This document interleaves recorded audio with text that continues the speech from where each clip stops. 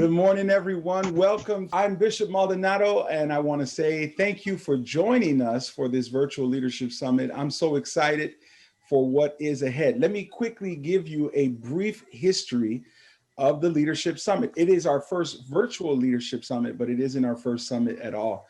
Over the years, I have developed a practice of going to our churches and taking a day or two to share in leadership. Because of COVID, we were unable to travel as we normally do and visit the regions and the churches and share and meet the people and answer questions and just give them what we have. And so what we decided to do, obviously, was to put it online. And I think that it is true that necessity is the mother of all invention. This has been wonderful. Just the process of producing, getting it together, and the vision, what we're excited, what we anticipate is something that's getting us excited. We're really happy to do this. I want to also just let you know that the purpose of our summit is simply to develop ourselves as leaders. Whether you're a leader who's been practicing leadership for many years, or you're new to the concept or the role of leadership, all of us can use development, whether it's brand new development or ongoing development. It is development. It is furthering us. And so we call it a leadership summit because just like those people who climb mountains, we are trying to go higher and climbing higher in our leadership. And I'm excited that you would join us to do that. What you can expect in the next 2 hours is some wonderful information, inspiration, revelation, all the Asians you can get. I'm going to ask you to make sure that even though this is being recorded and you'll have access to it later, take notes where you are, because some things will come at you and just turn a light on, just give you such inspiration. You want to write it down. You want to jot it down. And if you have any questions along the way, we want you to write those down too, because we'll take some questions throughout our process. We will have several speakers throughout this day. I usually would begin the sessions, but this morning we have a very special guest who is with us. I'll introduce Bishop Joy Johnson shortly, and he will begin with his lecture, and then we'll take some Q&A with him. And we also have some other things prepared for you. We have a homilist for today. You say, what is a homilist? It's someone who's preaching a homily. You say, what is a homily? It's a short sermon. It's what Pentecostals call a sermonette. It's about 10 minutes long, and I'm excited for our homilist today. As well as our homilist, we have two special participants who will be with us every leadership summit. You'll see those videos shortly, leading and reading, as well as leadership around the world. And then I'll be back to share with you principles on leadership theory and practice, and I'm excited about that. So we have a whole lot packed in the next 2 hours.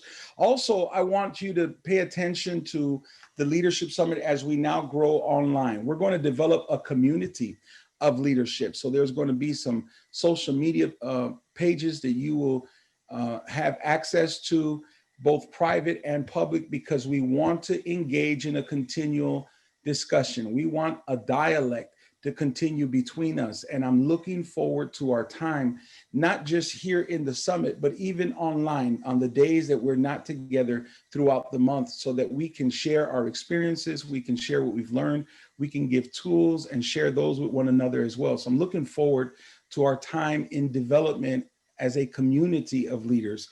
And so having said all that, let me introduce this morning our very special guest speaker.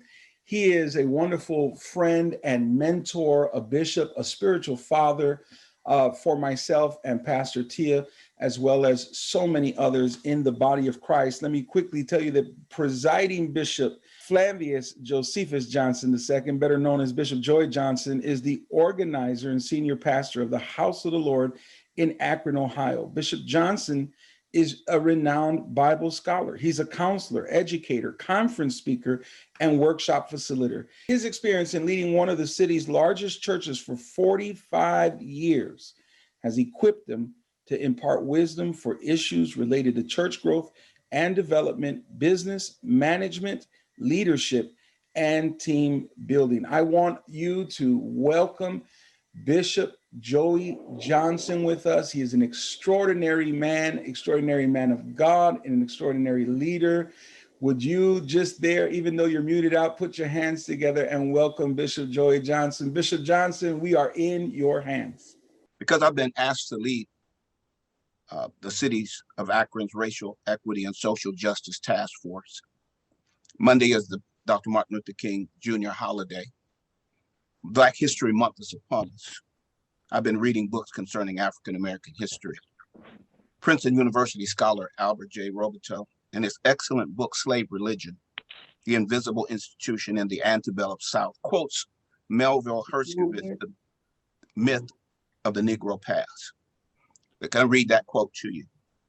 The resilience of slaves' attitude toward new gods frequently led to slightly modified African sanctions supporting forms of a given institution that are in almost entirely European. In other words, a principle of disregard for other forms while retaining an inner value is characteristic of Africans everywhere and is the most important single factor making for an understanding of the acculturative situation. Oh, that's a big stuff. So let me see if I can help you understand. What he's saying is the slaves were resilient because they had the ability to disregard other forms of religion and culture while retaining their value.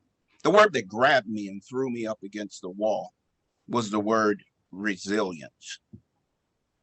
The New Oxford American Dictionary defines resilience as the capacity to quickly recover or to recover quickly from difficulties. America is facing unprecedented difficulties.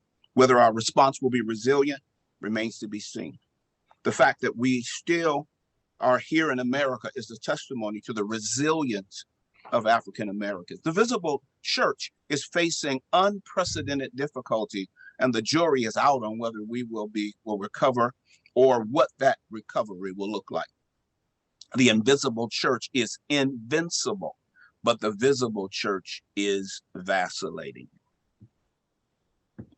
So my concern is the leaders of the visible church.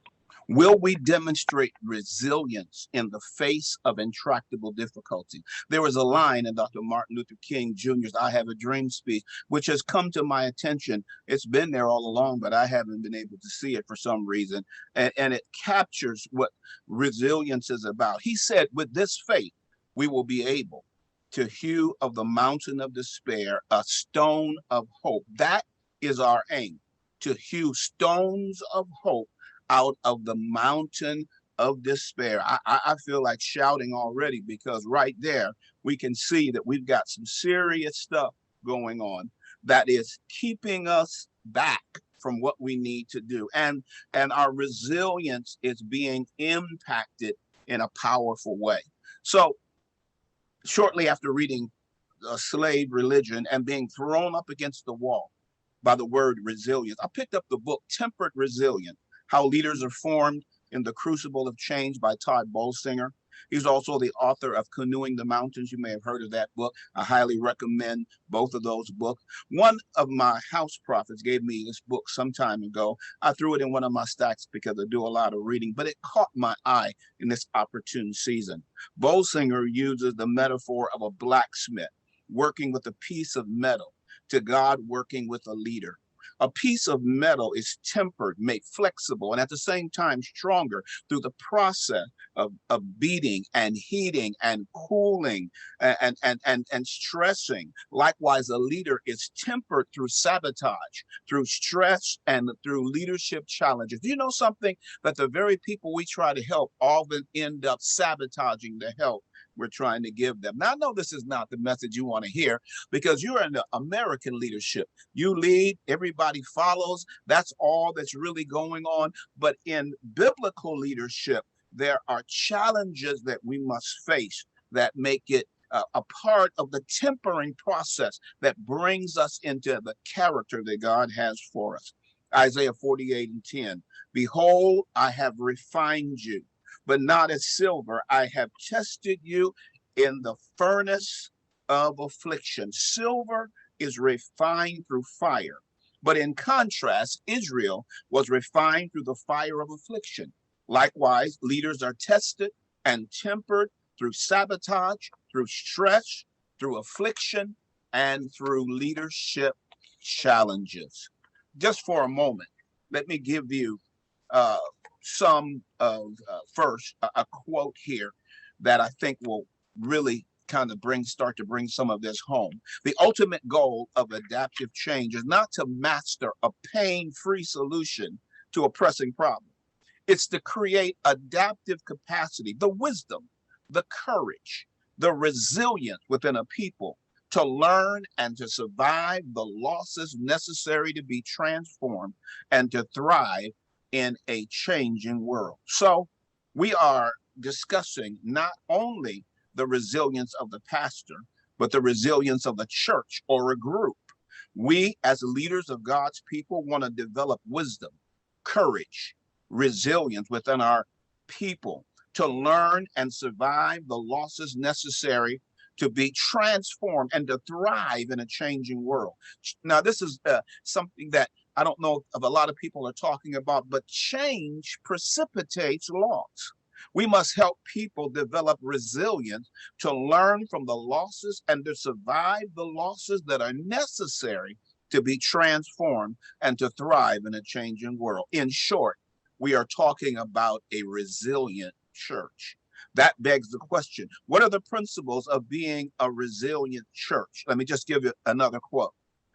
If resilient leadership is about taking responsibility to face often brutal reality with hope, to find meaning in setbacks, to use creative adaptation to work through challenges, and to overcome both a failure of nerve that will shrink back and a failure of heart that dissolves into cynicism. How do resilient leaders form a resilient people? Let me just hit those aspects again. Taking responsibility to face the often brutal reality with hope. Reality is often brutal, but we want to face it with hope. Taking responsibility to find meaning in setbacks. They're going to be setbacks, but we want to find meaning in those setbacks. Taking responsibility to use creative adaptation to work through challenges. Taking responsibility to overcome a failure of nerve that shrinks back from leadership, and taking responsibility to overcome a failure of heart that develops into cynicism that disconnects from people. To develop these aspects of leadership is incredibly important. And so these are principles of a resilient church. A group is formed for bringing change because of challenges facing an organization. The group needs to develop and affirm a clear, grounded organizational identity and mission, and grow in the capacity to be teachable, attuned, adaptable, tenacious. The group needs to be able to practice vulnerable reflection and experience the trust and safety of strong, supportive relationship.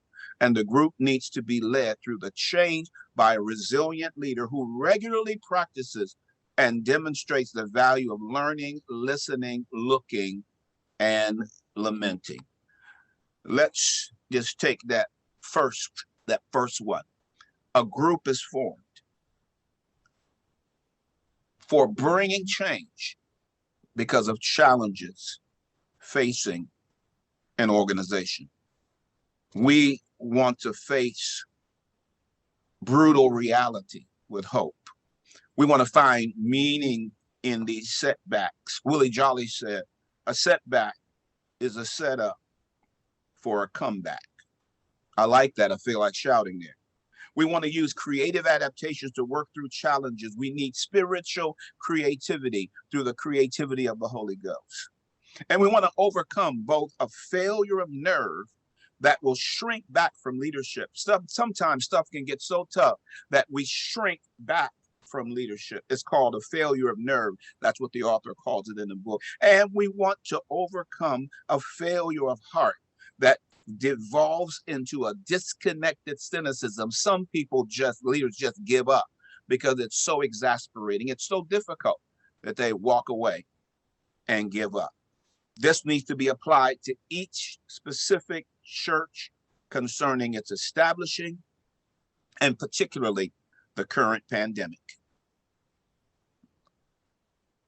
Let's go through the next one. Each church needs to develop and reaffirm a clear, grounded organizational identity and mission. Each church or leadership group needs to grow in capacity to be teachable, to be attuned, to be adaptable, to be tenacious. We are depending upon, and we need a humility that supports teachability. If you're going to be teachable, you have to have a certain amount of humility so that you may be able to learn from many people. Attunement to our followers means being with people in a way that they can face the losses that change will inevitably bring to them and helping them grow as a result. Being with people in their loss, being with people in facing their grief and in lamenting their grief so that they can adapt, be transformed, and move forward as God would want them to.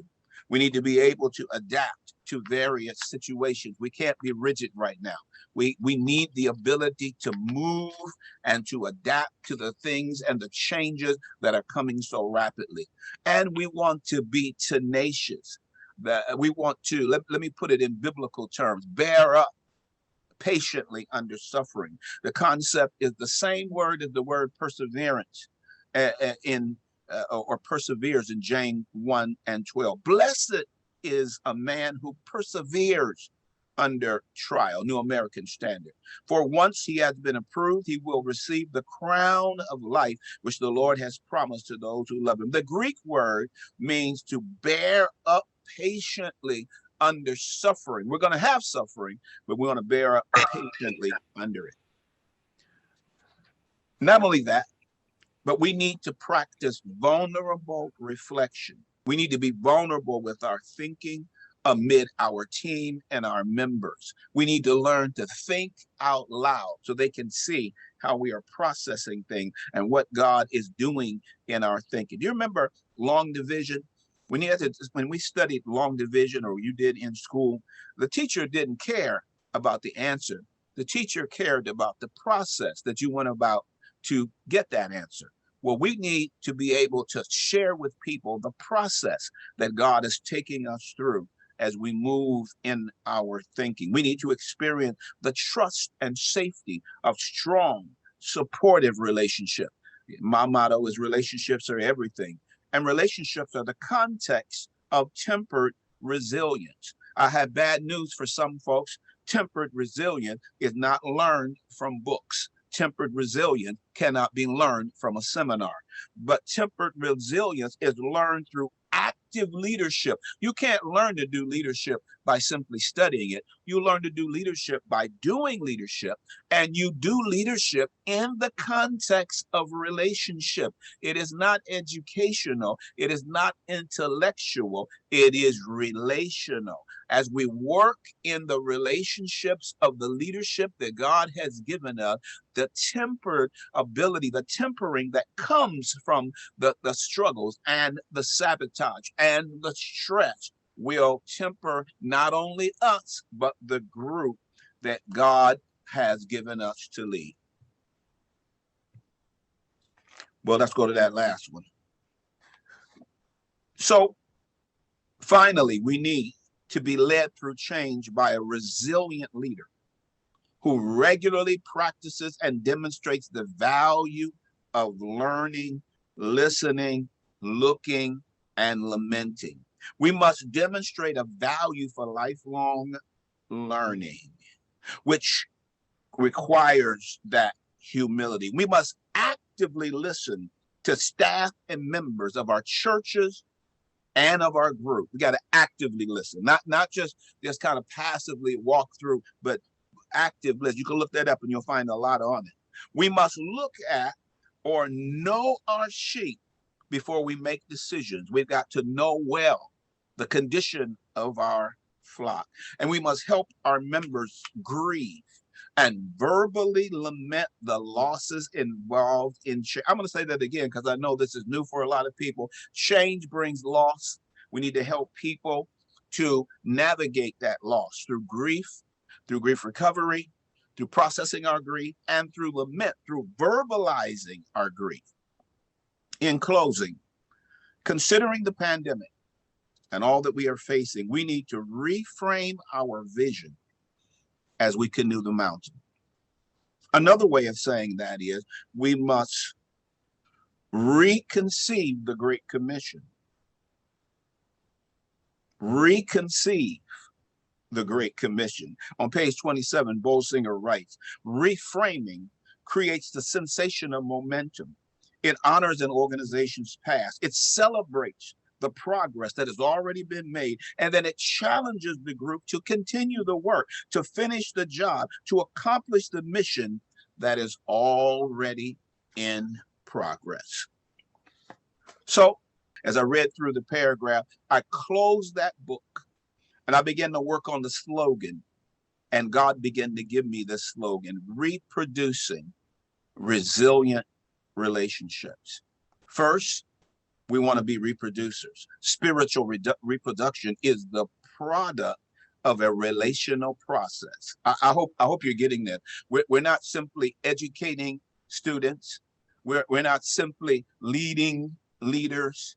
We are in a reproductive process, a relational, spiritual process, not intellectual, not rational, relational. Second, we want to reproduce resilient relationship. The relationships I have in mind are your relationship with God, your relationship with yourself, your relationship with others. And then the fourth relationship that a lot of people miss because they miss Genesis 1-3, where we begin in the Garden of Eden, our relationship with creation. By resiliency, we mean relationships that rebound quickly from difficulties. I don't know about you, but I've been pastoring for 47 years, and I've worked with all kinds of people, and generally, the relationships that we've had are somewhat brittle. They end when things don't go the way they ought to go. I have multiple services or used to, so people would step out, go to a different service so I don't have to deal with somebody. But we need to recognize that resilient relationships can come back quickly. They rebound quickly. That points to, when I say resilient relationships, to healthy relationships, to mature relationships, to strong and to committed relationship. We as a church ought to be interested in reproducing resilient relationships. When I did this for my church, this might have some help you. There are some specific areas that I had in mind: touching seniors and helping them get online through Zoom, using Zoom and other media to enhance all of our relationships, rebuilding in-person opportunities when possible, reframing what the church of the future is going to look like because we have no idea, and then solidifying an identity and a mission of our church. Our biblical mandate is reproducing resilient relationships. Bishop, here's my question to you in terms of developing resilience. You just gave us a few examples of how to provide that for our church. You said doing what you did for the seniors, going through Zoom. There's so much involved in what you gave us today. How do you best advise us to now extrapolate the information to develop the resilience? Thank you, Bishop, and thank you for having me on here, and thank you for your question. We're going to have to interact with people and connect with them in ways we have never connected with them before. I've got some seniors that are sitting at home, and I'm talking to them, and they're having a difficult time. Now, if you are isolated and you have a wife or a husband or somebody else, or children, that might be a little different. But if you're a senior and you've been at home for 9 months, people are not doing well. And psychologically, emotionally, spiritually, folks are suffering. Every indicator of emotional health or the lack of it is up. We're talking about alcohol use, drug use, depression, suicide. Every indicator is up, and yet we act like everything is all right. So we're going to have to create some mechanisms to get over there and touch people in ways we haven't touched them before, or in terms of we can't get there in person, so we're going to have to use this media. And you know what? 40% of the people in our churches, Barna says, are not online. Mm. So we're having service, but everybody ain't on there, right, because they have difficulty getting on there. They're intimidated by the technology. They got it once and then I lost it. I mean, sometimes I have trouble finding our own broadcast. So we're going to have to help people, because resilience is the thing that they need. Don't quit. Don't give up. Get back on there. Try it again, and you're going to make it through. So there's a lot of connecting points we need to make if this is going to take place. Wow. Thank you, Bishop. Now, I want to open this up for all of you who are with us this morning. We have so many pastors, leaders, brothers and sisters, just people with us who want to develop. Some folks with us today may not even be a part of the church, but they're with us because they want to develop leadership. What I want to do is open it up right now for any one of you who wants to ask Bishop Johnson a question concerning what he's just shared. What I need you to do is the following: unmute yourself, number one. And then number two, if someone else is talking, mute yourself so that we don't get the background, okay? What I need you to do is come on and tell me your name, where you're from, and then go ahead and ask your question. Your name, where you're from, and ask the question. Go right ahead. It's open to you. Good morning. This is Pastor LaVoria Reese from Statesboro, Georgia. I thank you for sharing that with us. It's so important for us to be tangible, to touch people, because I am third generational Pentecostal, and my father right now is 80, or will be 83 next month, and has dealt with that loneliness of being at home for all these 10 months. And it's important for, like you said, to reach out to the elderly and to be persistent and continuously trying to connect with individuals, because it's important during this time. And I just thank you. I thank you for the time. I am on the road right now, but I'm listening and I am taking it all in. And You're welcome, my dear. And let me just say for a moment that people have been home for now almost 9 months. That's challenging. I think the other thing is, I've been asking a question, and I told my church I'm only going to ask it once or twice because I'd like to retire. I'm 69 almost, and I want to retire. I don't want to get fired. But I'm going to ask the question: what's essential? Because some of the people that I'm dealing with, they're going everywhere and doing everything, but they're scared to come to church. Now, we have at our church, we have temperature taking, physical distancing, and masks. And you're scared to come here, but I saw you at TJ Maxx. You weren't scared over there. I saw you at the grocery store. You weren't scared over there. And what they're telling me is, well, you see, I had to go there. No, you didn't have to. Watch this. Can I share this? I've been at home, so I ordered some pizza. Now I don't know who made the pizza. I don't know what they did to the pizza. All I did was take it and eat it. I wasn't afraid, but I'm afraid to come to church. So some of that is problematic, and we need to help people to begin to face. The question is, what's essential? And what's being discovered in America is church is not essential. Yeah, this is Derek Hanna. Bless you, Bishop. Hey, Bishop. I want to ask you a question out of Todd's book, and I'd like for you to expound on something that he said. I read in that book was very powerful. He said resilience is not about becoming smarter or tougher. It's about becoming stronger and more flexible. Can you expound on that a little bit about the flexibility in leadership and in just relationships in general? Sure. I think that we have the wrong concept. Thank you for your question. I think we have the wrong concept of leadership. And remember, I'm contrasting biblical leadership with American leadership. Now, American leadership is a particular concept of toughness and power over, but we're talking about the biblical aspect of leadership, which is humility and service and the ability to be able to change and be flexible. If you look at the life of Jesus, you'll see that he met many situations and he was able to deal with those situations by being adaptable, by being flexible, by moving in the power of the Holy Ghost. I'm going to give you a word that I really like that people don't use that much anymore. You have to discern what's going on. Now that's, excuse me, forgive me, that's a biblical word.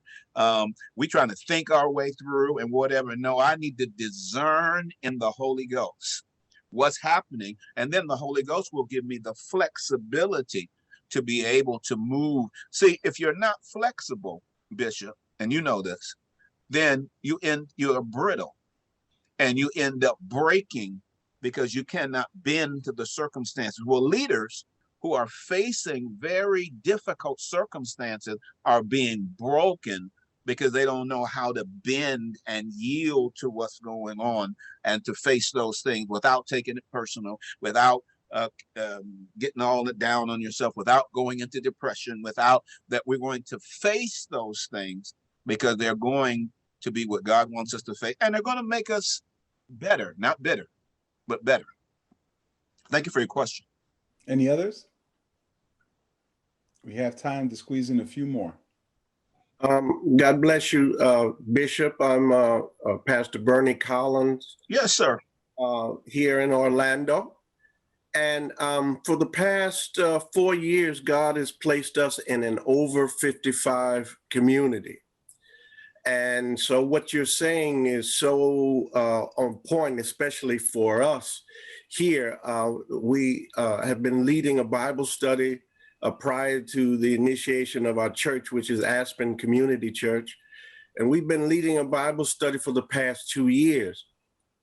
And in March of last year, we had to go online with our Bible study. And it was very difficult, a lot of seniors in this community. And so we taken our service online on Sunday mornings at 8:30. We do the Zoom Bible study weekly. But I just feel like we're not doing as much as we can, even in this sheltered environment that we're in. And so everything that you've said really brings it to a point that people are hurting, and there are things that you mentioned that I hadn't even thought about the increase of things to kind of fill that hole where God should be, but people are medicating their pain and things. And so what suggestions could you give for someone in our situation in an over 55 community? That's a wonderful question, because I mean, that community is probably suffering the most. Some of the younger people, they don't believe it's that serious. They're going out doing all kinds of stuff. But we are not only aware, some of us are afraid. We can't live in fear while we want to take every precaution. If you live in fear, some people are going to be dead anyway. They may be alive, but their souls and their spirits will be dead. So I think one of the things I'm going to suggest is you do some in-person services, perhaps outside here in Orlando, that they may be able to see you. Here's something that I found out that people don't believe. And I'm from Ohio, but I'm down here in Orlando right now. But they said, I'm not coming to church because I can't worship God in no mask.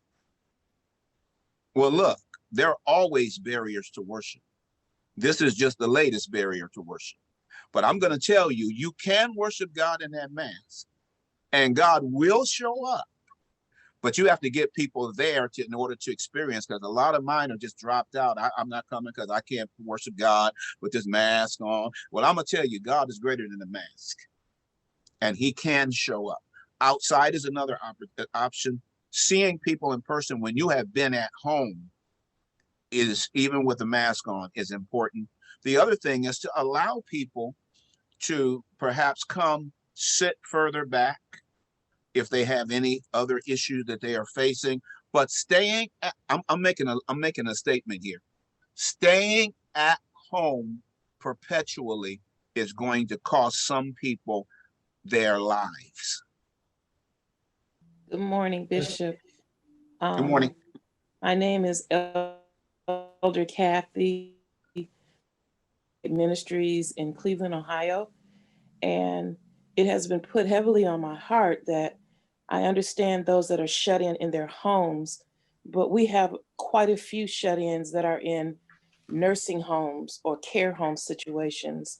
And not only did they go in during the COVID issues, but they went in without real technology.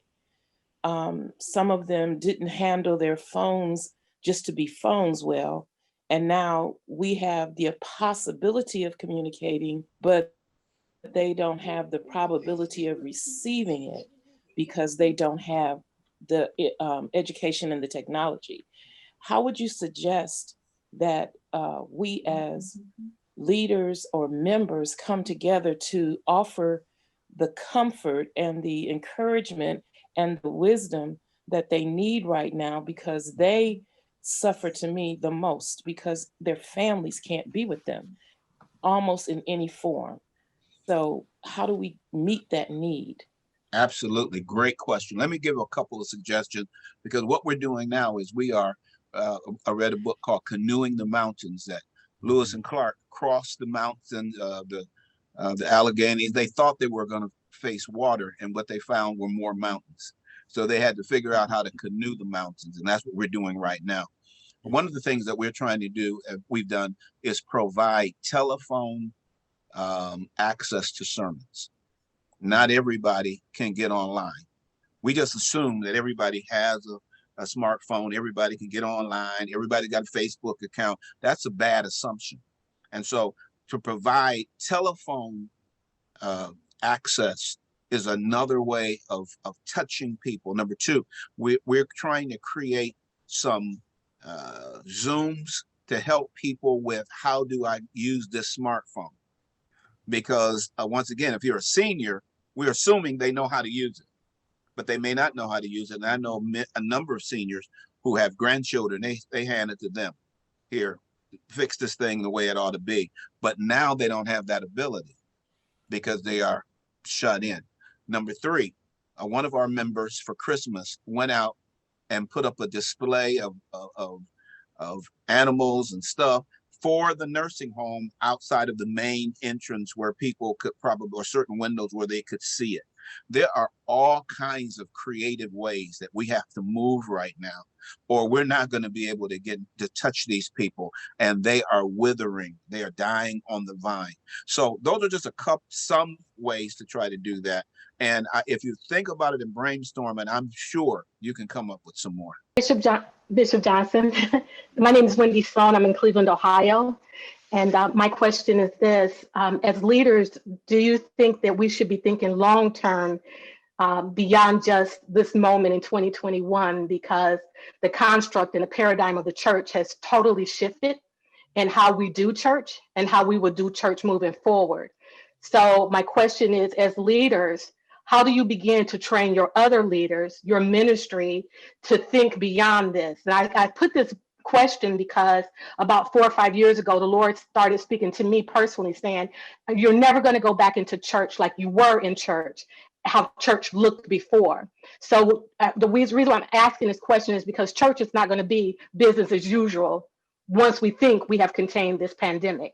And so we have to have a systemic approach. And my question to you is, how do you begin to organize that systemic approach for leaders to their congregants moving forward? Thank you for your question. It's an excellent question. Let me back up one step, because before we start talking about what we need to do, we have to have people on board with believing that this is real. I don't even think people understand the statement I'm going to make. And so I'm glad I'm getting off. I got another Zoom. I got to run. You can't kill me. You won't be able to get me. But the visible church is dead. Not the invisible church. The invisible church is invincible. It cannot be killed. But the visible church as we know it, I believe is dead. Until I face that, I'm not ready to have the discussion of the fact that this will not be over in the foreseeable future. how long this is going to take, how long it's going to take for us to get vaccinated, how many African Americans are opting out of vaccination, how long it's going to take us to get herd immunity. This could be another year or two. When we first went into this, pastors were saying to me, I was talking to them because I mentor a lot of them. They're saying, "Oh, don't worry, we'll be back in a month or 2 months." And then when the vaccine comes out, and I said, "You don't get this, do you? This is going to go on for the foreseeable future. We have to figure out how we're going to come back, what we're going to do." And I think one of the ways that you do that, once people understand that we're not going back, there's no going back. In fact, not only is there no going back, we will probably never use our churches the way we used them before, unless it's 2 to 3 years from now. In fact, let me give you an example. I'm up here messing with the technology, and I couldn't get it to work the way I wanted to today because I have a machine I'm on. It's called the Zoom, TENME. It is a machine that is dedicated to Zoom only. It's not a computer. It is Zoom only. You touch it and you go on Zoom. Well, what Zoom is telling us is you ain't going back. You got to figure out how you're going to go forward. And what that did is, and if this was a computer, you go in, you hit your PowerPoint and you put share and it comes up. This is a Zoom machine. I got to go to my phone, go into share, and then come on here and share it because it's Zoom only. All I'm trying to share with you is that we are heading into the waters we have never been in before. We'll have to bring creativity we've never had before. And that means helping people with sharing and getting together and talking with masks and all that stuff on. But we got to brainstorm. If you're going to do it through Zoom, do it that way. But we have to brainstorm. And can I give you one brainstorming rule? You cannot be creative and evaluative at the same time. You are either creating or you're evaluating. Brainstorming is creating. So you're creating, we're talking, we're sharing. Nobody's saying that won't work. Nobody's saying we tried that last. We don't want to hear that. We are brainstorming now. Then we come back at another time and we do evaluation. We can say, okay, let's look at that idea now. But we're taking all ideas because every one of us is smarter than any one of us.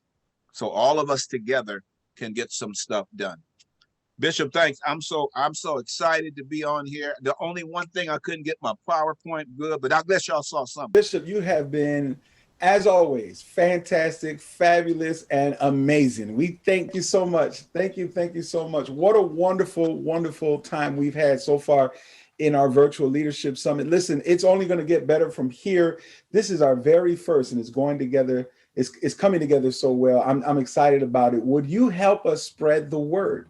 Would you share this information with other people so that they can register and they can be a part of our future ones? We're doing one every month. It's always the third Saturday of the month from 10 a.m. to 12 p.m. on Eastern Standard Time.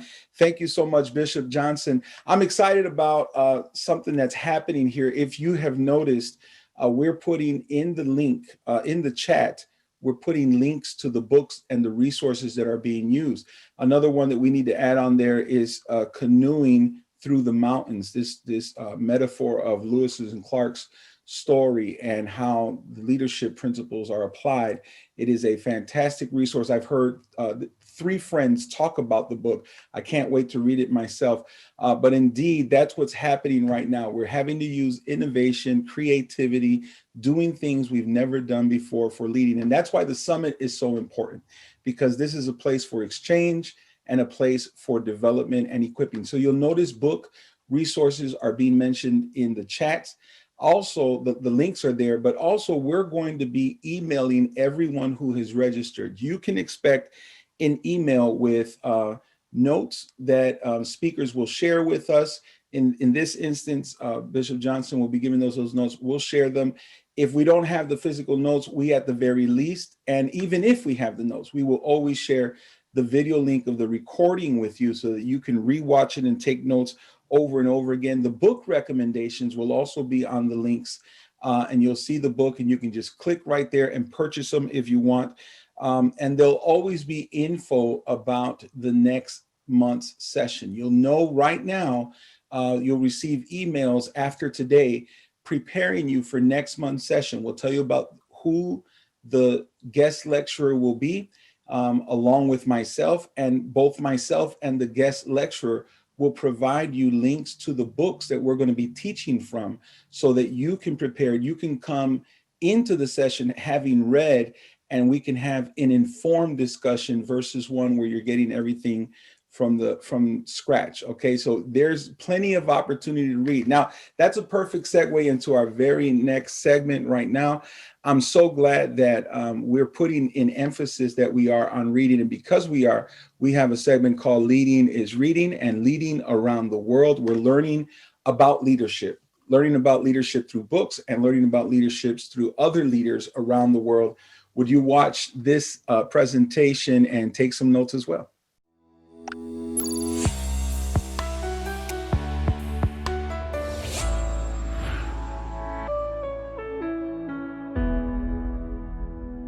Grace and peace, family. I'm Dr. Brandon McCray, and welcome to the first edition of Leading and Reading. In these segments, we'll be sharing with you books that we think will forward your thought, both ministerially and personally. And we believe that leaders are indeed readers. If you are going to lead in modern day times, you have to be one that is voracious in your appetite for learning. And learning begins at the base level of reading. Today, we're going to share with you a book that we think is apropos not only to our political times, but to our personal perspectives. This book is entitled Reading While Black: African-American Biblical Interpretation as an Exercise in Hope by Dr. Esau McCaulley. Now, Dr. McCaulley is a canon in the Anglican churches of North America. He is an African-American serving in a predominantly white institution, but he provides for us this incredible text that I think will both forward your thought and mine. Allow me to open this review by giving you an excerpt of this book. Here on page 70 of the 3rd chapter, he writes, "The Black Christian, then, who hopes and works for a better world, finds an ally in the God of Israel. He or she finds someone who does more than sympathize with our wants and needs. This God steps into history and reorders the universe in favor of those who trust in him. He calls us to enter into his work of actualizing and transformation.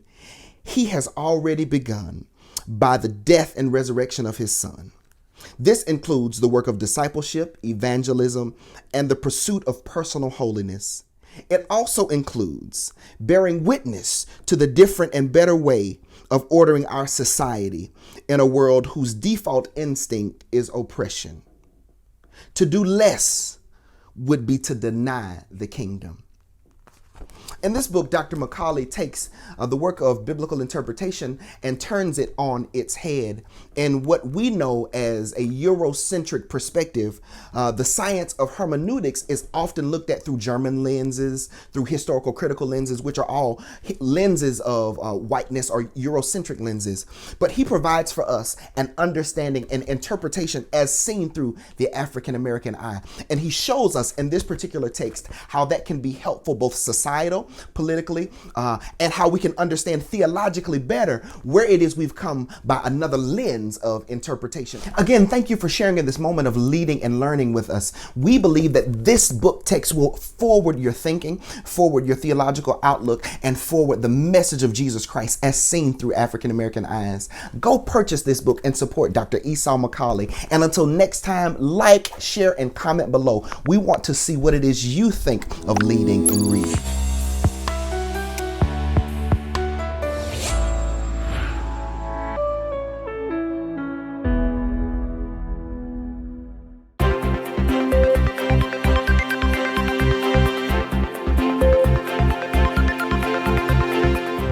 Hello, this is Bishop Cordell Boss Samuels, and I'm going to be talking about leading around the world. We're going to focus on the Russian Orthodox Church in Moscow.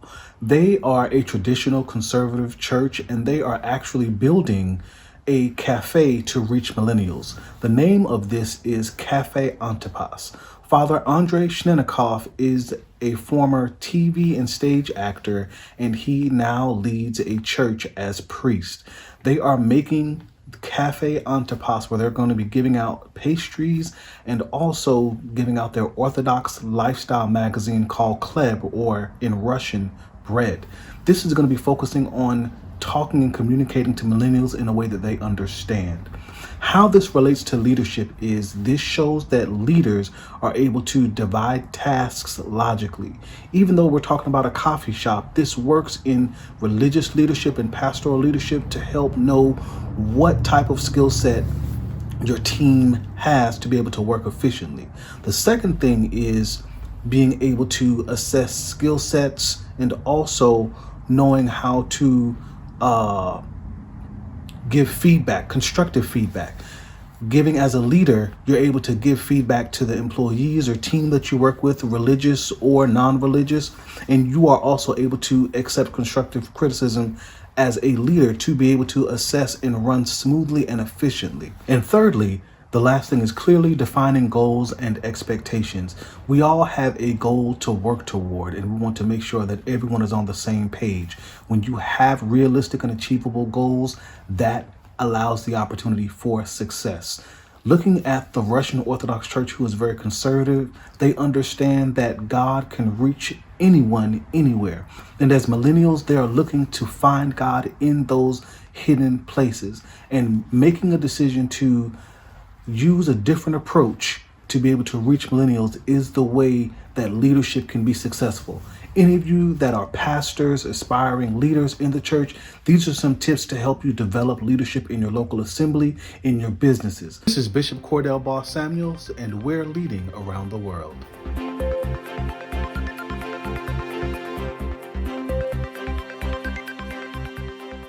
We're going to move on to our very next segment. I hope you're enjoying this. I hope you are. You could wave on the screen. You can give me some thumbs up, do something, and let us know that you're enjoying this time. All right. Wonderful. Wonderful. I hope you're taking notes. Listen, we want to be able to provide in every leadership summit, we want to be able to provide a time where we're not just in the classroom and looking at philosophy of leaderships and looking at theory and practice, but we also want to take some time in the Word of God. We want to take some time to reflect on what the Spirit of God is saying to the church. We would have ears for the Spirit of the Lord as leaders. And so every month, I'm asking one of the pastors who is a part of this community in the Leadership Summit to share a word, a homily, just 10 minutes, and give us the best you have that the Spirit of God is placed in your heart. And to do that today, I've invited Overseer Myra L. Jackson. She is the founder and pastor of Pilgrim Pentecostal Church of Christ in the greater Atlanta area. Would you help me now welcome this mighty, anointed, phenomenal woman of God, Overseer Myra L. Jackson, as she brings us the word of the Lord today. God bless you. Good morning, everyone. I am just honored to be here. I thank Bishop Maldonado for giving me this opportunity. I just so wish it had been before Bishop Johnson, but you know, what can you do about that? However, I believe he probably addressed a lot of what I'm going to share. So let's just hear what thus saith the Lord. I'm going to be coming to you from Nehemiah chapter 2, verses 17 through 20. I'll be reading in the New King James Version. Again, that's Nehemiah chapter 2, verses 17 through 20.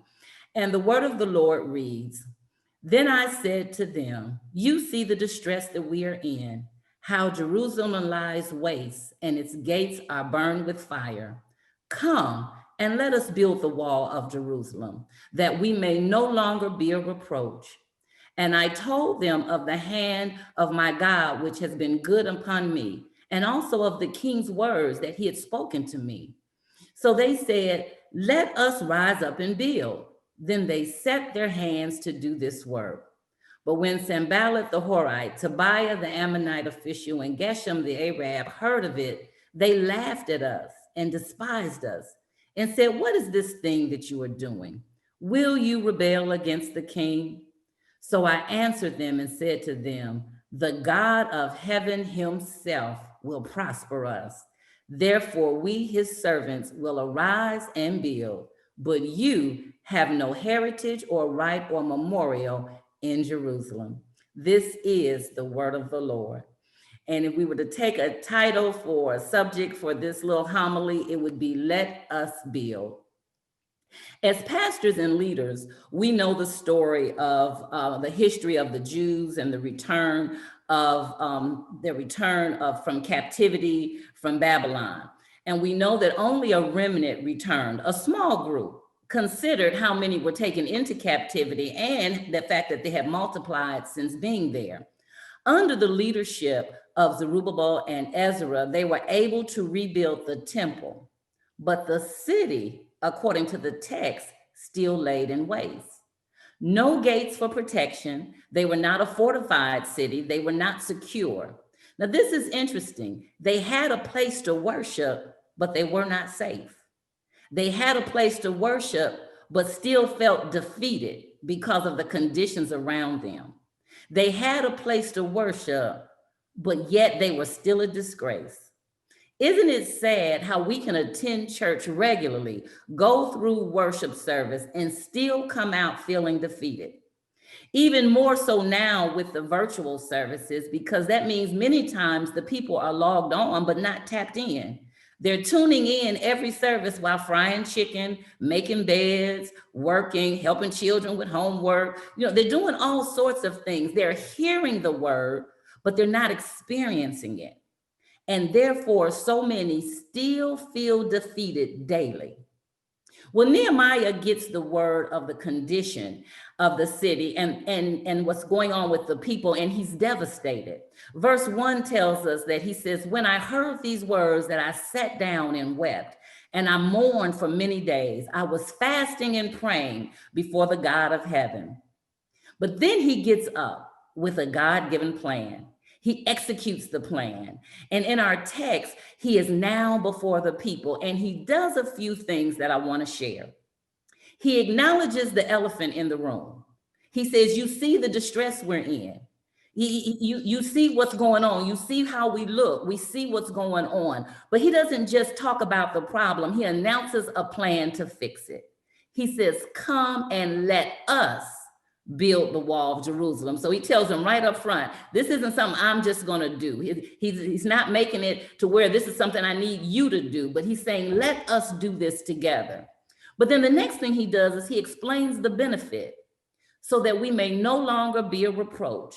He touches the inner part of their insecurity. He touches the feeling of hopelessness. He touches the feeling of being worthless. He goes to that tender, sensitive spot, and then he encourages the people.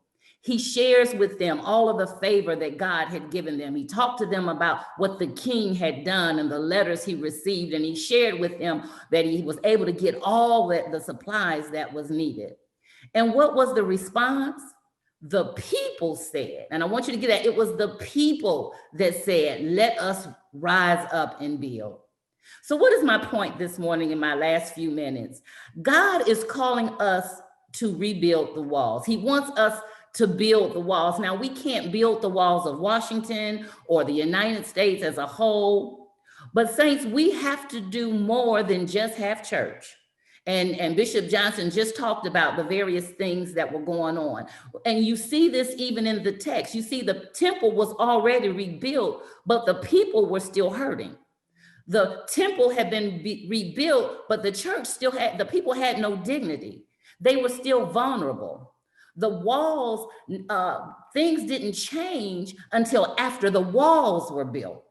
The confidence, the dignity was not restored till after the walls were built. See, the church was there and they still had issues, they still had problems, but when the walls, when the conditions around them changed for the better, then they were able to hold their heads up high. They were able to, and then this is the thing, they also at that point were able to experience true worship. See, even though the temple was there, they were missing aspects of the worship. But once their conditions around them changed, they renewed the covenant. The festivals were reinstituted. So now they were able to have some real church. because not just the temple was there, but their surroundings, their communities were all intact now. So what about us? We must begin to rebuild the walls of our hearts, the hearts of the people. We must begin to rebuild the walls of community. We must rebuild the walls of fellowship. I know it seems impossible in the midst of the pandemic and social unrest, but it's not. We just went through several things now of different aspects of how we're going to worship and what we need to do. The issue is we have to be creative. Yes, we have to be safe, but we have to be creative and we have to be intentional. And we need the people's buy-in. We've got to get the people's buy-in. That way it's not stressful. When the people want it, they will produce it. So as we weep and mourn and fast and pray, when we get through, God will give us a strategy and the creativity that we will need to do what it takes. And then we're going to have to do what Nehemiah did. We're going to have to acknowledge the fact that we are in distress. Our hearts, our families, our communities are broken and they've been torn down. But we got to announce the plan to fix it, that we need to come and let us together rebuild our hearts, rebuild our community, rebuild our families. Then we explain the benefit that if we do this, glory, glory, that we solve the loneliness, we solve the isolation, we bring about the joy and the peace and the hope again. And then we encourage the people by sharing reminding them of just how good God has been, even in the midst of the pandemic. He's been faithful. He's been true. He has kept us, that even in our loss, that we found out that loss is what brings about change. And even with all that we have encountered and endured, God has been faithful. God is, and even amidst this, God has really done some great things. And he's really caused us to step it up. He's caused us to find new ways to bring about the same message that Jesus still lives and that he is still on the throne. And this is my final point. This is the thing that encourages all, and that is the God of heaven himself will prosper us. Saints of God, we are well able to endure that which God has placed in our hands. We have got to put our hands to this good work. We have got to understand that, hallelujah, Jesus, that we can rebuild. We can build these walls. We can, and more importantly, we have to build them. We have to build them because the church doesn't do it by itself. Having a place of worship, having Zoom, having Facebook Live every Sunday is not going to change the conditions around us. We have got to put our hands in it. We as pastors and leaders have to share it with the people, get the buy-in of the people, and together we will rebuild what needs to be built that God has placed before us, knowing that the God of heaven himself will prosper us. We don't have to worry about success. The success has already been given because God is with us. Thank you. Amen. Come on, people, put your hands together. Thank God for Overseer Pastor Myra L. Jackson. What a wonderful, wonderful word. Thank you for the encouragement. Thank you for that word, Overseer. We appreciate you. We appreciate the gift God has given you. And wow, what truth is there in the fact that people are logged in but not tuned in? They're frying chicken while the word of God and the worship to Christ is going forth. That is a huge detriment and a reality to what we're facing as leaders, as we're trying and looking for ways to connect, to influence, and lead people to Christ and to a deeper walk with the Lord. Thank you so much, Overseer. We're grateful to God for that word. It is a refreshing as leaders to get a word from another leader. So thank you again. Well, it is my turn to share with you now, and I will ask you to, again, take some notes here. I want to talk to you about defining what leadership is, for us. I want to look at the definition of leadership. And I'm going to build off this. I'll build off of this in the following months we'll be discussing in my session, in my segments, we'll be discussing leadership theory and practice. And this is good for just about anyone. This is good for church leaders, business leaders, family leaders, social leaders, any leader in any arena of life can benefit from the information that I'll be sharing with you.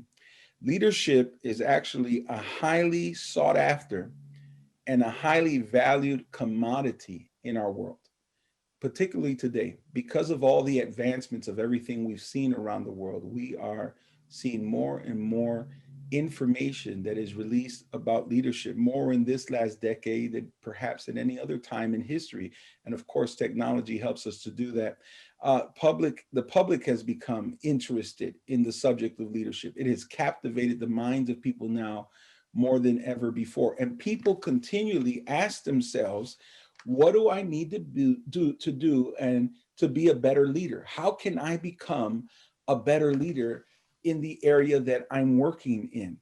People continue to ask that question, and because they ask that question, they're looking for more information to develop and to effectively grow in the areas of leadership. Have you been to a bookstore anytime lately? Have you seen the section on leadership and seen how many books are on the shelves concerning leadership? Have you done a simple Google search and find out how many online institutes?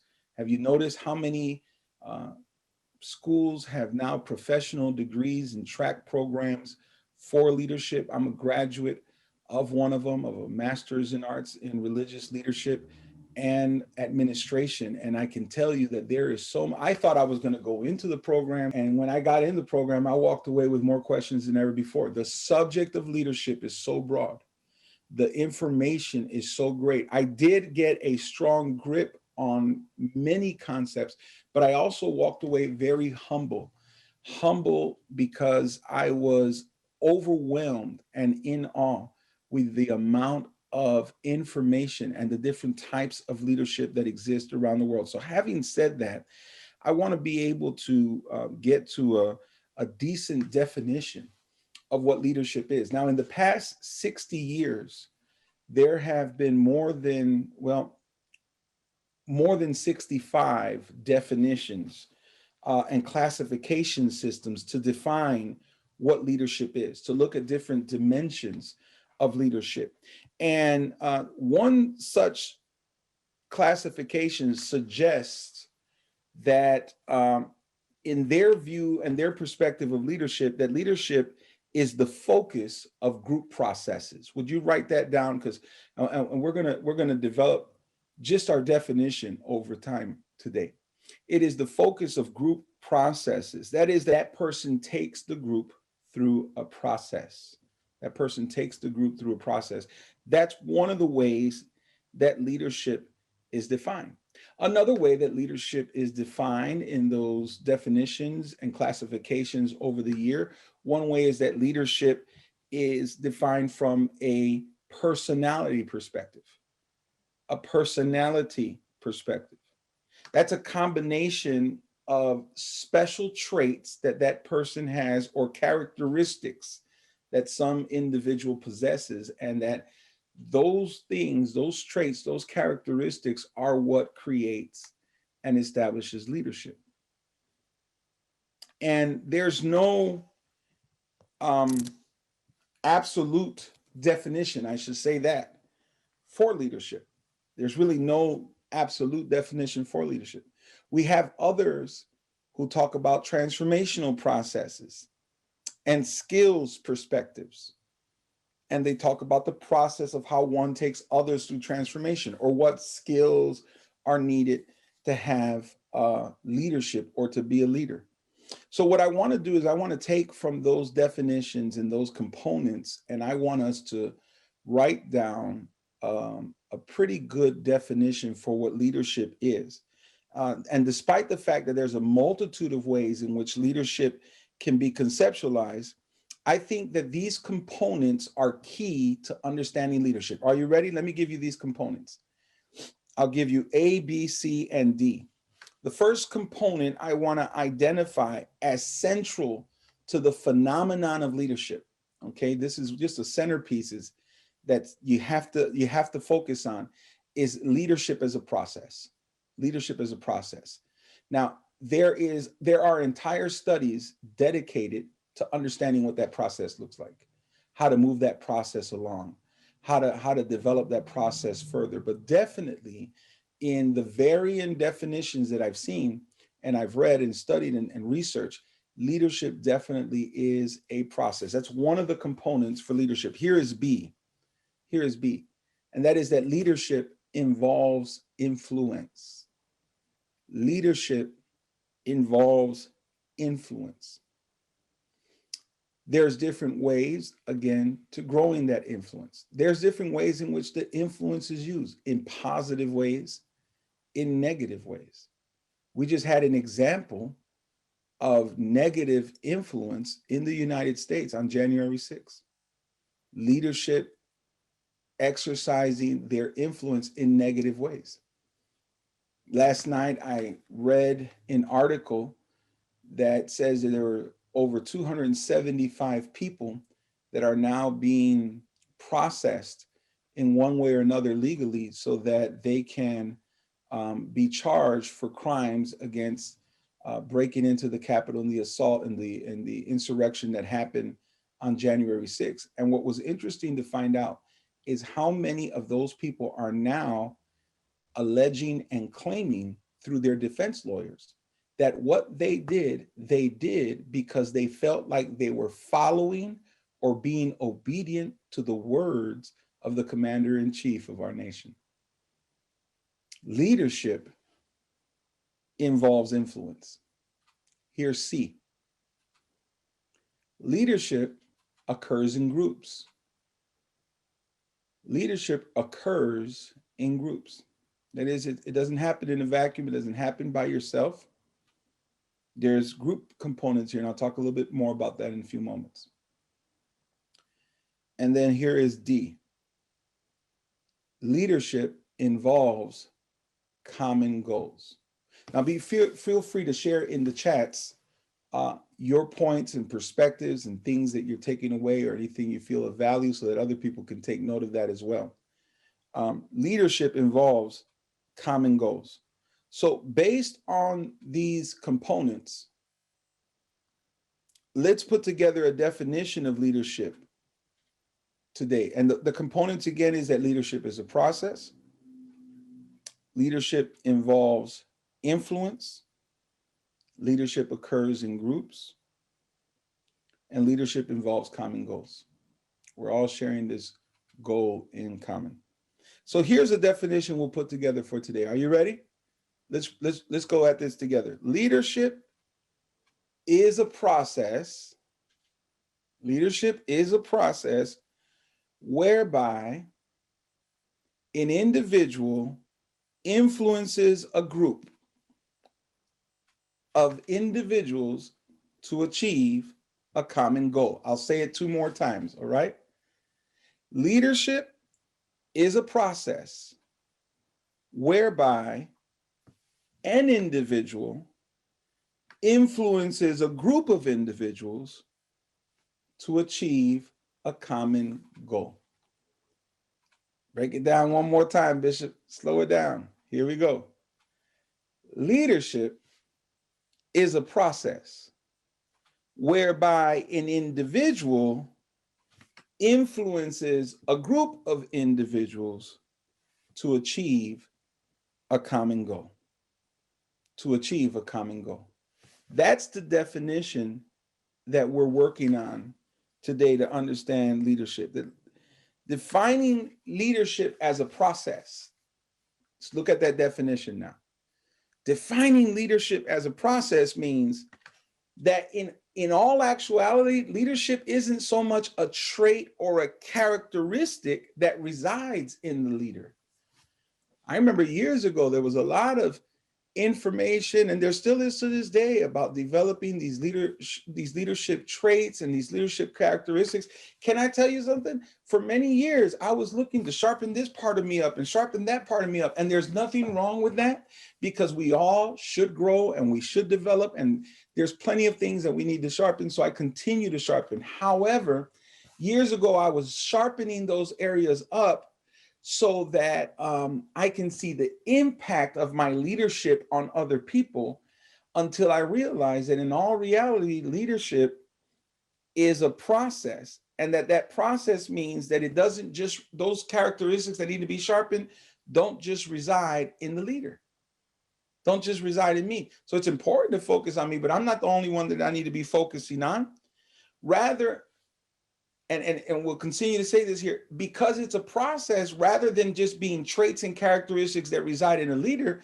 Leadership is a transactional event that occurs between leaders and followers. I'm not a leader by myself. There are followers. There's people that I'm working with. And so there are transactional events that are occurring. So yes, I want to sharpen my traits and characteristics. However, they don't solely depend on that. I sharpen myself up for the events of transactions with others, but I need to pay attention to others as well, right? Process implies that a leader affects and is affected by followers. Pay attention to that. Process implies that a leader what? Affects and is affected by the followers. Because I'm not doing this by myself, not only do I need to pay attention to the areas I got to develop, I got to pay attention to the people that I'm leading, because they have an effect on how I grow as a leader. They have an effect on where I go as a leader, on how I think. I'm listening to the people around me. I've got to be open to the people around me. And boy, we can say a whole lot about that, because if the leader's personality and character is too high-minded, is too stuck on themselves, then they won't even open themselves up to the critique or the conversations or the thoughts that other people share with them, right? But leaders who understand leadership as a process also understand that they are not just affecting people, they're also affected by people.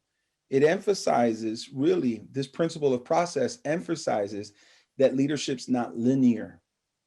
Leadership is not linear. It's not a one-way event, but it's an interactive event.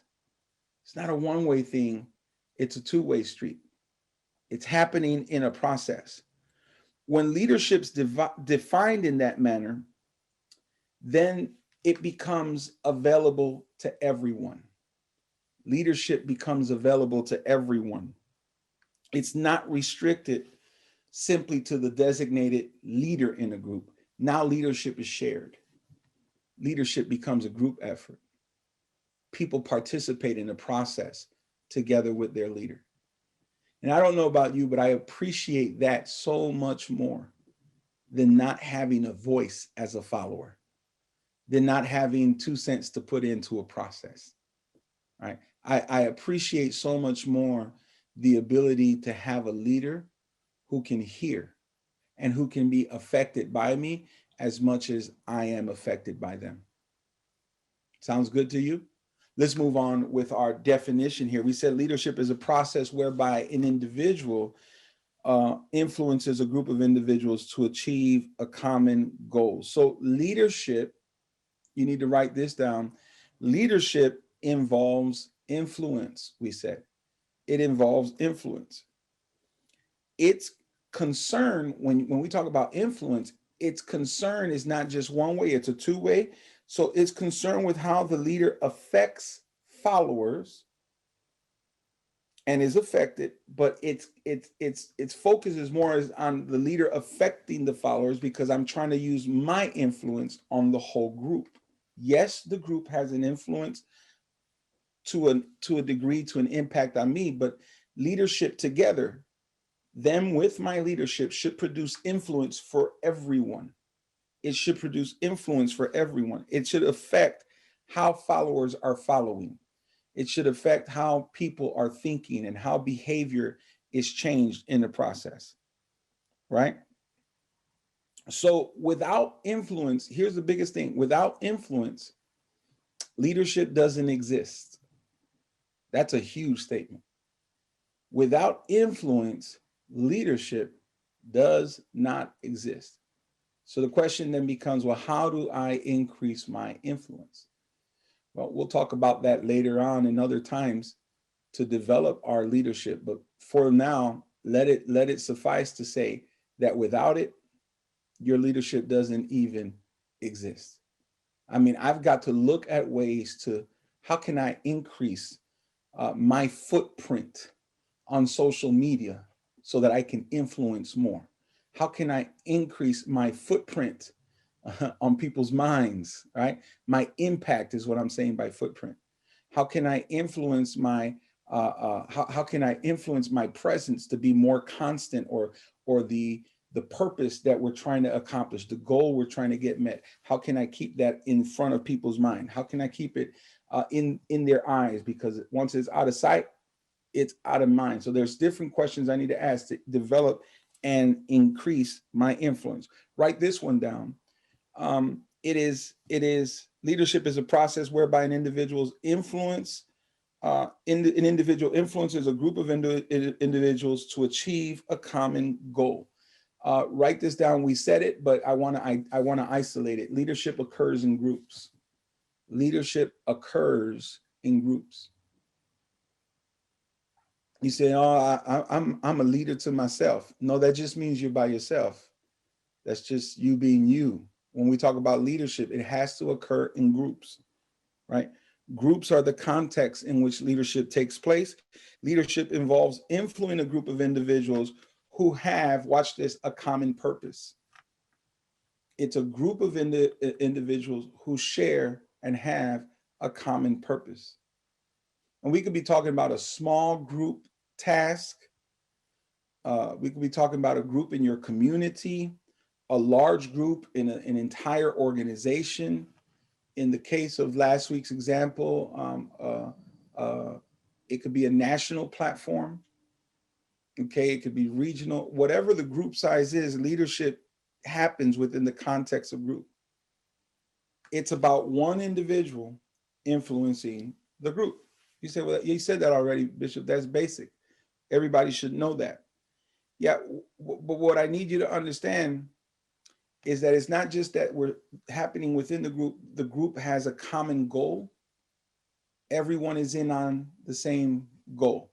We're all trying to do the same thing. Now stop right there for a moment. This is going to help somebody in here today. Some of the people you think you may be a leader of don't share your goals. Therefore, your influence is not going to work.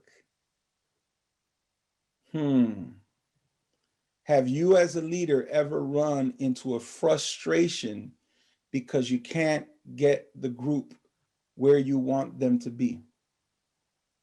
Either you need to develop your influence more, or that those individuals in the group do not share the common goals.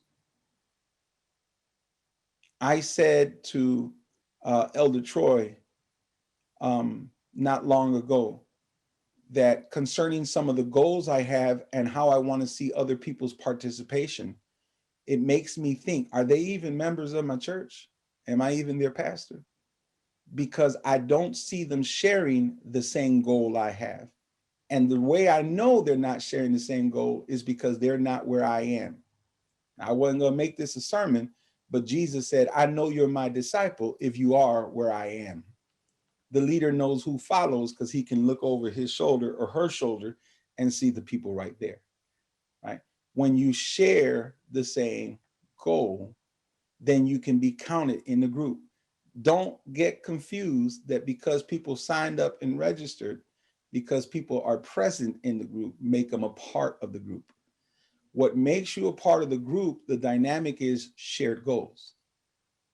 And that we're going to be influenced by, as well as influence for leadership within that group. All right, I'm glad you're enjoying this. I can see your comments. Easy, Bishop, watch it. I hear you, babe. That's the truth, okay? So a group, well, let me just say this, leadership training programs that teach people to lead themselves really are not considered in the definition that we're giving to be a part of leadership, because we're talking about a group dynamic and people with shared goals. Write this next one down. I'm winding it down and I'm going to open up for Q&A. Leadership, as I said already, includes attention to common goals. Write that down. Attention to common goals. And I'm going to go at it now from a little bit of a different perspective. Leaders direct their energies towards individuals who are trying to achieve something together. If you want to grow in your leadership, stop casting your pearls before the swine. Give it to a worthy audience. Give your attention, your energies to people who share the same goal as you and accept and receive you as a leader. Okay? And by common, when I say common goals, we mean that the leaders and the followers together have a mutual purpose. The other thing that's really important about these common goals, and I think a lot of leaders miss out on this, and because of it, a lot of abuses exist, is that attention to common goals give leadership an ethical overtone. When you put your attention on common goals, the leader is able to have an ethical overtone, because it stresses the need for the leader to work with followers to achieve selected goals. Let me explain what I'm trying to say here. When you have common goals as a leadership, it helps you to stay and have ethical overtones, because I now, sharing a common goal with the follower, with you, am going to work together with you to help us get there and lead us there to the goal that you and I agreed that we share in common, versus the unethical practice of using my influence to get you to do what I want. That's not leadership, that's manipulation. That's control. That's control. There's interesting that the word leader, when you look at it from the Latin, means to take by the hand and lead. I'm going to take you by the hand and I'm going to lead you. I'm going to walk you into something. Where control talks about twisting the arm and forcing it and urging the person in. There's an act of will and acting against another person's will. And I think too many leaders are trying to build something for themselves, trying to build their brand, trying to get to their personal vision, trying to get to their personal attainment, and not the shared common goal. There's not a mutual purpose that a lot of people are working for that call themselves leaders. And so what happens is that people get caught up in the flair of their personality. They get caught up in their giftings. They get caught up in all the wonder of what they're saying, but they don't realize that this person, this leader, does not truly have an interest in the followers, let alone an interest in a shared common goal, and that they continue to use their influence to get what they want and to subject people to those things. So the reason having a common goal is important is because it helps you to identify who in fact is a follower and who in fact is a leader, because we're both working towards the same thing, versus one of us is not working towards that, right? When you realize that one of us is not working towards that, then clearly one is not a follower or one is not a leader, because we're not working towards the achieved selected goals. So there's a stress here. Would you write this down? There's a stress on mutuality.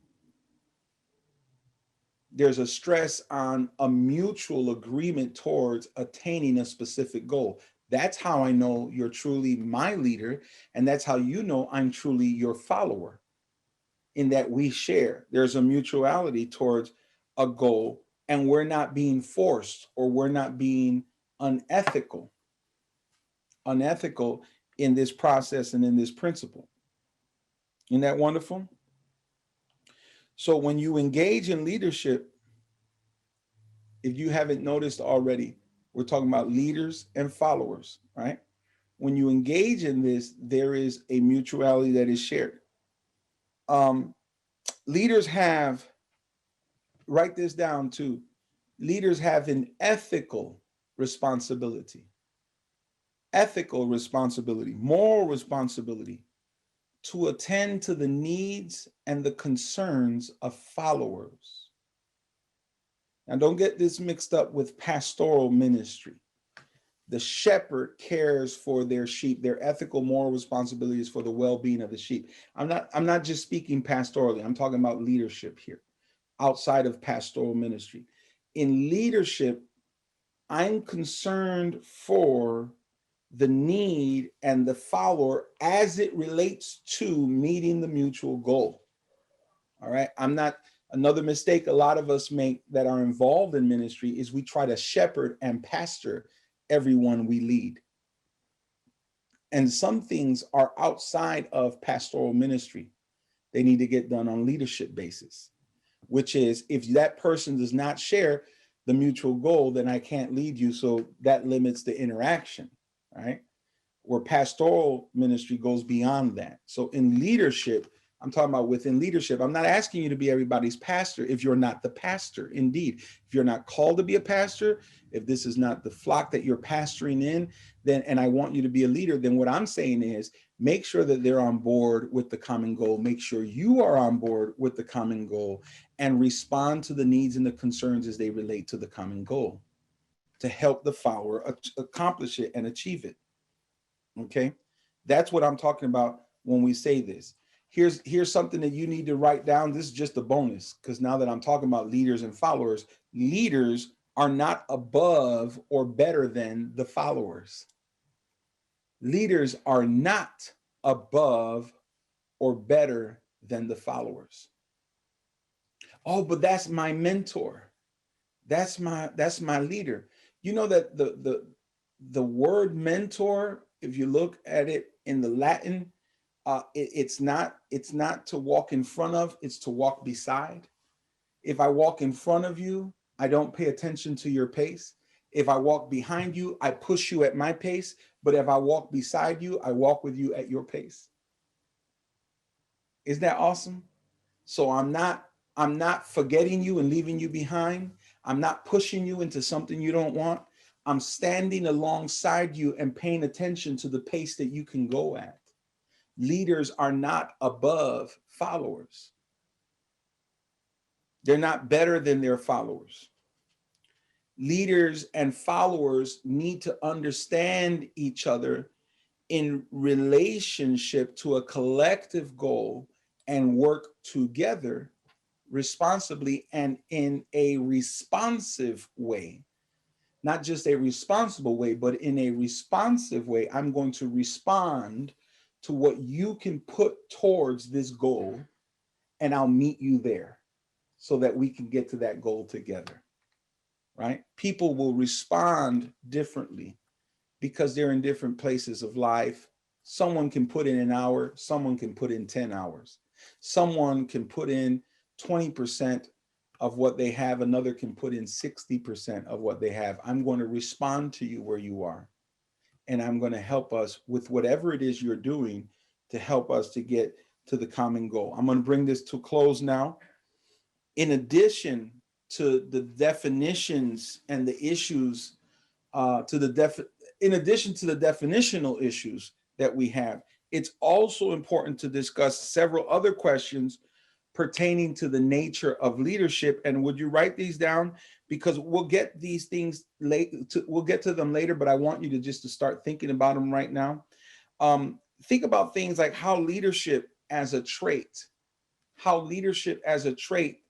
differs from the leadership process, right? If your approach to leadership was it's a trait that I have, then you're not paying attention to that process so much because you're focused on your traits and your characteristics and your abilities and all the growing that you've been doing for yourself. How does leadership as a trait differ from the process? Here's another question. Ask about how appointed leadership differs from emergent leadership. How does appointed leadership differ from emergent leadership? What are you saying? Some people are appointed to a leadership place. Other people emerge to that place. There's a different drive. There's different skill sets. There's different interests. Okay. And there's a different way they approach things if you're appointed versus emergent. And then, and let me just say these, how the concept of power, something we need to think about, how the concept of power, coercion, and management differ from leadership. How do these concepts differ from leadership? Power, coercion, and management. Do they share something with leadership? And then more importantly, perhaps, is how do they differ? Power, coercion, and management. Those are some of the things I want you to think about as we move forward, and then we'll develop over the next few months. Right now, I wanted to open it up to you. I want to take the next several minutes and answer questions, if you have any, or try to answer questions, and hear any comments that you might want to share. So go right ahead, tell me your name, where you're from, and then go ahead and give me your comment or question. Good morning, Bishop. My name is Alette Brown. I'm from Brooklyn, New York. Can you talk a little bit more? You know who I am, Bishop. I know who everybody else does. This is my classmate. This is my class buddy. We work projects together to get through that degree program. Come on, Alette. Oh, only by the Spirit of the Lord. But can you talk a little bit more about emergent leadership and what that means and how that looks? Sure. Thanks for the question, Alette. Emergent leadership really is this concept of people who are thriving because they have certain traits and characteristics, perhaps a calling into leadership. They've put interest, they've developed, and they are just zooming right on in, kind of like kicking the door down, coming into leadership, versus someone who's appointed.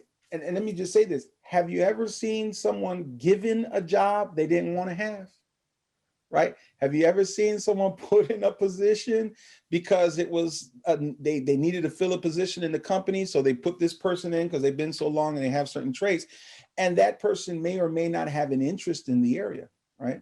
And so there's that and so much more to be said. But when we talk about emergent leaders, well, Alette, you are an emergent leader because there's something that's on the inside of you, and it has driven you to produce the things you're doing in ministry and in life, right? Versus the appointed ones. And let me just say that when we talk about it in terms of ministry, some people are realizing, some emergent leaders are realizing that they don't have the right mentors around them to appoint them into a place of leadership.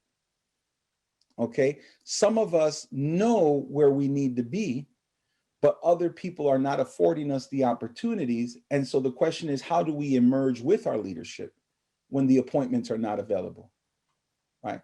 So there's differences there as well. Thanks for that question. I hope I provided a good answer or somewhat of one. All right, good. Anyone else? Yes, Bishop, this is Dar Collins in Orlando. Thank you so much for the teaching today. Could you just talk, and we may go into this further into the coming months, but if you could just talk a little bit about reluctant leadership, those who find themselves in a position of leadership and they're reluctant, not necessarily, they'd rather be followers, but God has just somehow put them in a position of leadership, and now they have to figure out how to do it. Can you just speak to that a bit? Yes, I absolutely can. When I hear that, and thanks for that question and that comment, Pastor Charlitha. When I think about reluctant leadership, it always draws me to the Bible story of Gideon, one whom God was calling and had a whole lot of reasons why he shouldn't be there. And I think that reluctance in leadership is a reflection of a lot of unfinished process in emergent leaders. The difference between the emergent leader and a reluctant leader would be that the emergent leader seems more somewhat confident or has gone through a process of answering areas of insecurities, questions, things that trouble them from within that make them feel like this is not my time, or I'm not ready for this, or I'm not sure about moving forward, things that make them reluctant in leadership. a lot of what happens in reluctance, and you need to be really, and we're saying reluctant leadership because, and it's an oxymoron because we said leadership is influence, but here's someone who doesn't want to use influence. However, they have it. They have the influence, right? So reluctance leadership is not responding to the leadership that's within. The person already has influence. The person already has preparation in the most cases, but don't know it or don't want it. Okay. And so there's either an issue of recognizing what is there that other people recognize and they don't recognize themselves, or I do recognize that, yeah, I have those things, but there are other matters in my life that make me reluctant to respond to them. So reluctance in leadership has everything to do with not responding to the process, not responding to the influence, or not responding to the group. And sometimes it has to do with not responding to themselves and what is on the inside of them. So that reluctant leader needs to work some things out yet. All right. We got time for maybe another two. Bishop, I have a question. Okay. And I'm going to give it to you. I was trying to get it in with Bishop Johnson, but since here we're actually on leadership, he had mentioned about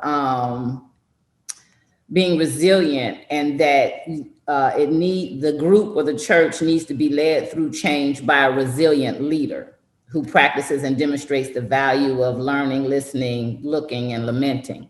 And the question I kind of wanted to address or ask about, what do you say to a leader who may not, may not be able to be bouncing back so well, that their resilience, their ability to be resilient has been worn down over circumstances and trials or whatever the case may be. So now that leader is leading, but does not have, the resilience is just not there. How do you speak to that type of leader to help them possibly get back on track or to get the relief or the help that they would need, because they do have to lead the people into being being resilient? Well, you asked an excellent question, Overseer, and in your answer towards the end, you gave the answer towards the end. You say, how do you get them until they get relief or help? That's what I say to a leader who is experiencing a loss of resilience. First of all, get relief. Take time to rest. Take time to heal. Take time to pray. Take time to meet with a counselor or a therapist. Take time to share with your mentor so that things can be put back into you that have been have just waned or just disappeared, right? Or have been eroded by the issues that we're experiencing. It's so important for there to be self-care, for there to be a good measure of rest. One of the things that Jesus did, which is the world's greatest leader ever, one of the things that Jesus did often was to get by himself, to get alone. The more I grow in leadership, the more I grow in responsibilities, I find myself in part being more of a loner, and not in a negative way, but someone who is seeking more time to be alone. One of the things that, as a pastor, I recommended that our church do this year was we opened small groups to go through crafting a rule of life, and we're looking at the Benedictine practice of the rule of Benedict, how to develop time where you can balance your time out and balance yourself out. One of the keys to that is having alone time every day, having a time of refreshing. So first thing is relief. Find relief. Where is the pain? Where is the lack of energy coming from? Where is the loss coming from? Identify that and then find the relief for it. And there's different ways you can do that. The alone time, the counseling, the therapist, the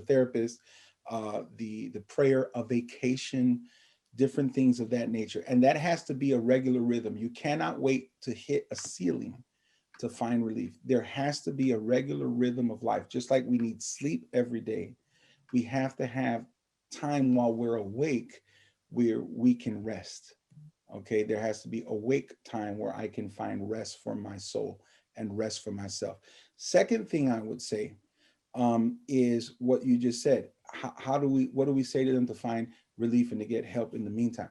Number two is find help. For instance, let me say this to you. One of the reasons I started taking time as a pastor and spending it with leaders, and I used to do it weekly, classes every week. Then I would do special things every month. And then throughout the year, I would do special things, because I found out that investing in people who really want to develop their leadership, I was actually not only helping them, I was helping me and helping the overall organization, because I wasn't putting everything on one person's shoulders. We were able to share responsibilities, right? And so I taught a whole course on delegation, who to delegate to, why delegation fails, when's the right time to delegate, who not to delegate to.